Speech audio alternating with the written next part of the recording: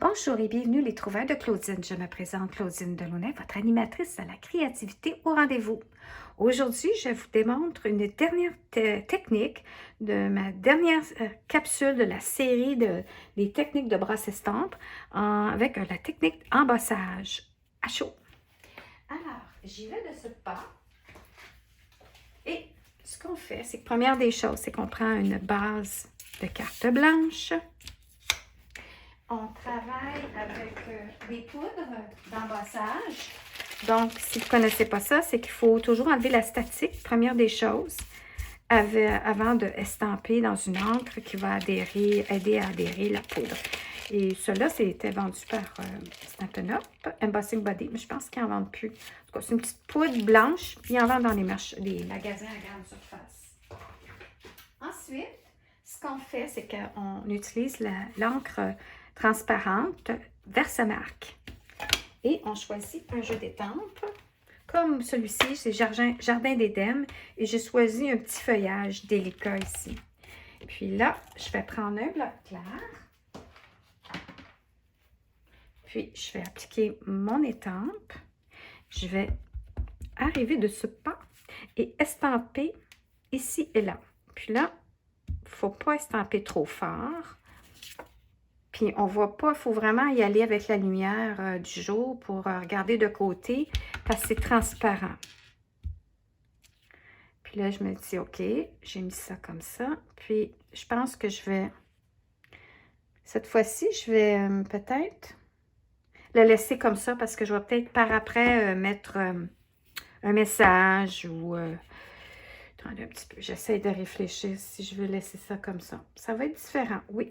Alors, je vais de ce pas enlever ça. Ça, on devrait le laver sous l'eau et le savon. Et là, faute de temps. Ensuite, ce qu'on fait, on va y mettre de la poudre blanche exprès pour l'embossage. Je ne sais pas si vous m'avez entendu pendant que je répétais tout au loin. Puis là, ce que je fais, c'est que je fais toujours ça dans un... Mon Dieu, j'ai perdu mes filtres à café. Oups, attendez un petit peu. Bon. J'ai comme... Ah, non, excusez, je viens de trouver mes filtres à café. C'est ça qu'on utilise. Là, j'ai probablement... Comme ça, ici. Pour récupérer notre poudre, vous allez voir. Si jamais vous n'avez jamais fait, vous allez comprendre en voyant ma démonstration pendant tout le temps dans mon appel. Alors, ce qu'on fait, c'est qu'on prend de la poudre... Je vais mettre mes petites lunettes. La poudre blanche à embosser.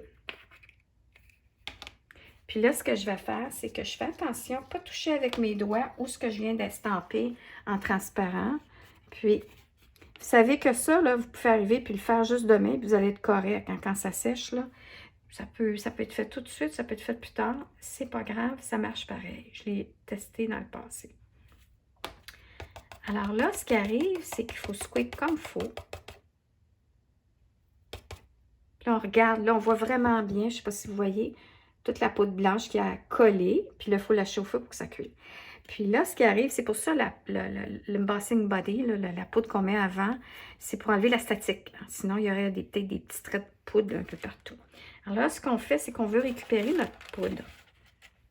Là, j'ai comme deux. Hein. Alors, ce qu'on fait,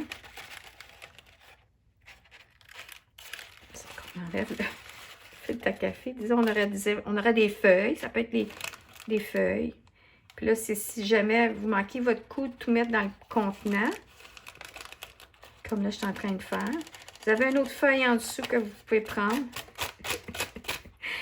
pour récupérer le reste.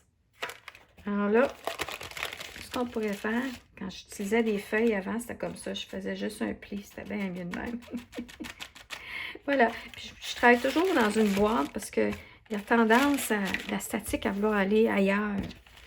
Puis alors, quand je fais de l'embossage, j'y vais en faisant plusieurs projets en même temps parce que je trouve que j'ai à tout venir ramasser et nettoyer après. C'est pas beaucoup, mais c'est quand même. Là, ce qu'il faut faire, c'est qu'il faut chauffer ça. Puis là, vous allez boucher vos oreilles, bloquer vos oreilles, parce que ça va faire du bruit. Puis c'est pas, je vous montre comment ça marche si vous ne connaissez pas ça. Alors, j'y vais de ce pas et je vais avec mon pistolet au maximum.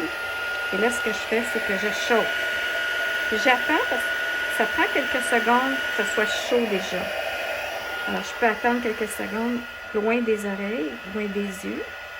Et là, après, j'y vais. Là, je me protège dans ma surface pour pas que la poudre vole à nulle part. Il n'y a pas grand poudre, mais si, disons, il y a de la statique, vous travaillez sur une table en verre, ça pourrait attirer un peu de votre poudre.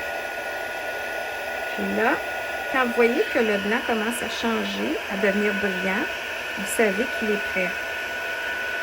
Alors, je vais le promener un peu.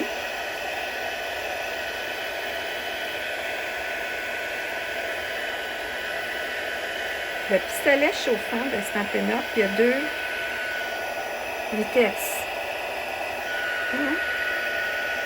Ah, il est cuit. Il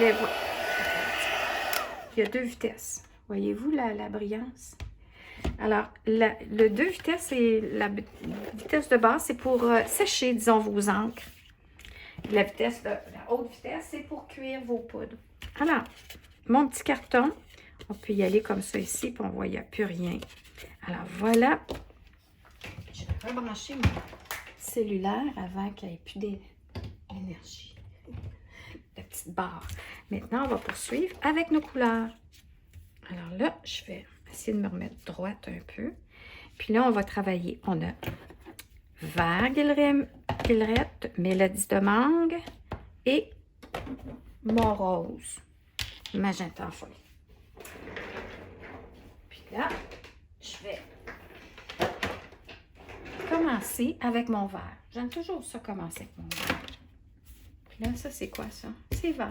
Il y a de la jaune. C'est probablement, quand je parlais tantôt, j'ai dû me tromper, et puis je suis allée dans le jaune. Oh, Seigneur. Bon, alors j'y vais avec mon vert. Et là, je vais y aller d'une façon différente. Au lieu d'y aller en diagonale avec mon exemple, vu que j'ai juste fait 2 feuillages, je vais y aller à la verticale. Faire changement. Alors, comme je disais, ce qui est important, c'est toujours d'y aller graduel. Pour ne pas attendre de puncher tout de suite, pas l'atteindre tout de suite. Puis là, ce qu'on peut voir aussi, c'est que ça l'a fait une technique de résistance. C'est ça la technique d'aujourd'hui et la technique finale. La résistance, la poudre et tout ça, ça résiste. Alors, le feuillage ressort. Alors, ça, c'est mon vert. Je vais tasser pour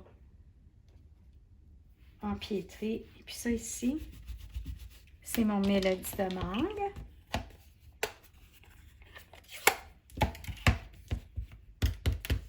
Puis là, ici, je vais y aller comme ça ici. Oh, là, j'essaie même de les pêcher. Qu'est-ce que j'ai? Bon. Alors, hop là.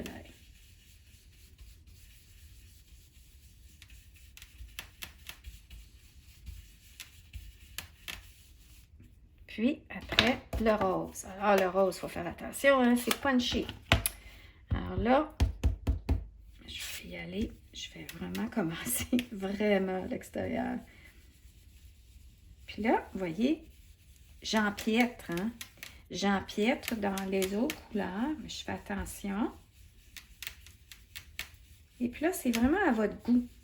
Hein, vous pouvez, comme je dis, bon, ben là, tu sais, je voulais le mettre plus en vertical, mais rien qui empêche que je change d'idée. Puis là, on va retourner le vert.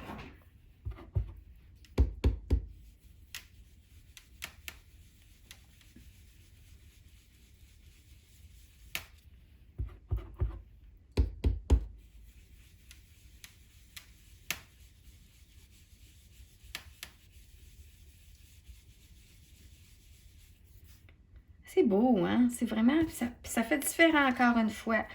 Hein, les résultats sont jamais pareils, comme j'ai parlé dans toutes les autres capsules. Attendez-vous pas à chaque fois que vous allez refaire cette approche-là ou cette technique-là que le résultat soit pareil. Puis c'est ça qui fait que c'est la beauté faire des créations à la main. Puis là, on retourne avec le rose.